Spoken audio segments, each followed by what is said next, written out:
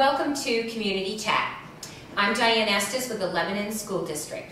I'm glad you're with us today, and I'm excited to continue our talk on the Lebanon Middle School.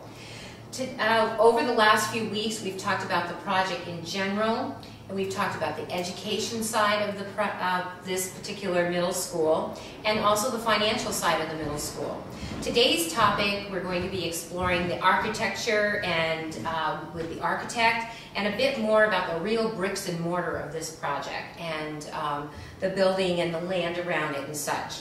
Today, our guests are Laura Dykstra, who is the chair of the Lebanon School Board, and Ingrid Nichols, who is lead designer with Banwell Architects.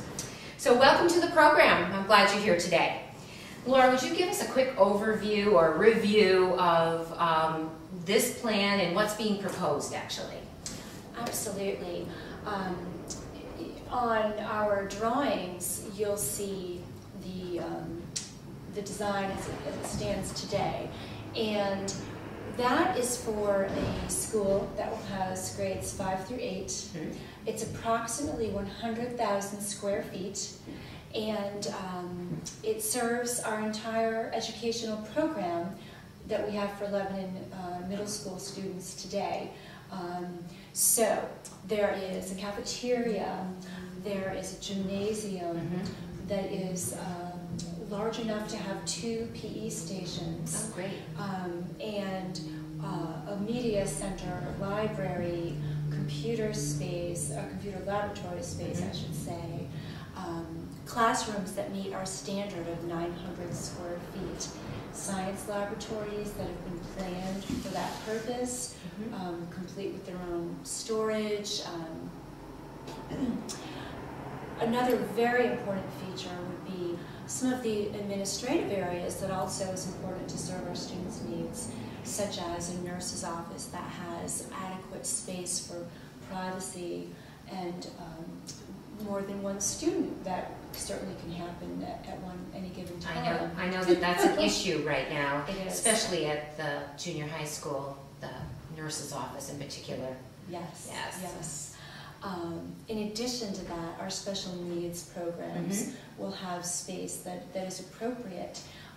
Quite often you have a group of specialists working with a small group of students. We truly have 4, 5, 6 adults working out of literally former broom closets.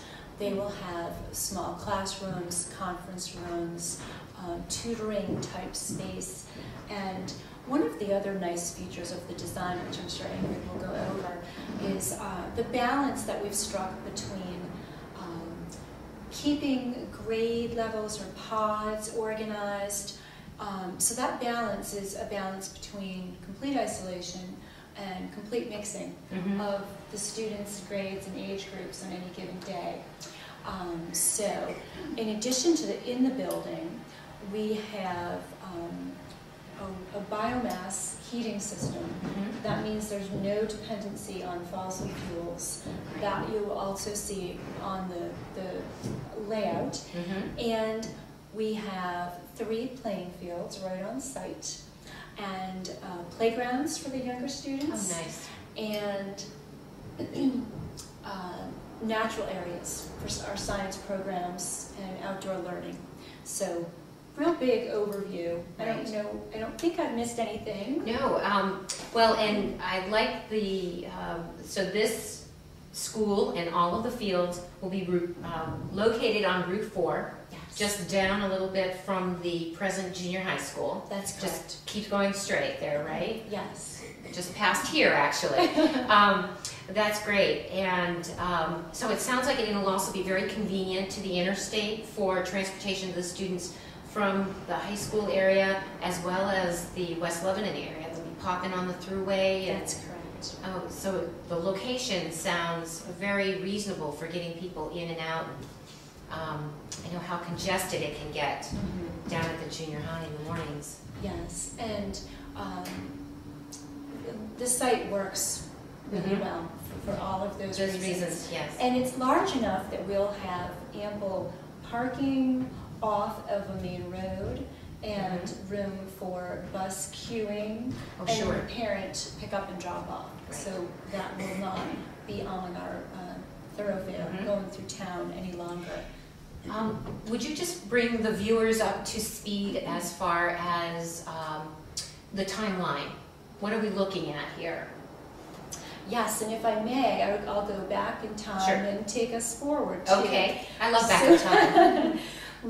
In the past year, we have been talking with community members, staff, lots of groups and individuals around the city to really make sure the plans we've been working on are in fact those that serve us best. We reviewed lots of ideas and had a few different options that we were considering at weekly finance and facilities meetings. And around the holidays, a month or two ago, the board has had time to review our professional cost estimate, review the plans, and we were able to vote and bring this one plan forward. And we had two very important criteria. One is the best possible education for the students of Lebanon. And a real close runner-up is being fiscally responsible when we set out for that best educational program.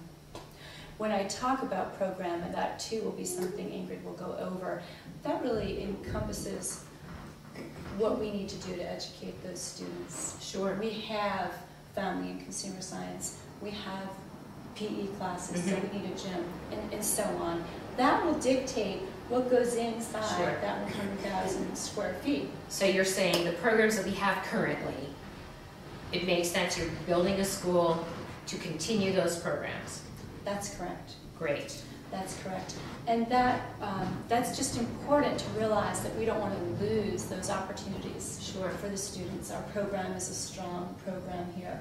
So, moving us forward in time, our vote for this project is on Tuesday, March 9th at our 3 wards in Lebanon, and the polls are open from 8 a.m. until 7 p.m.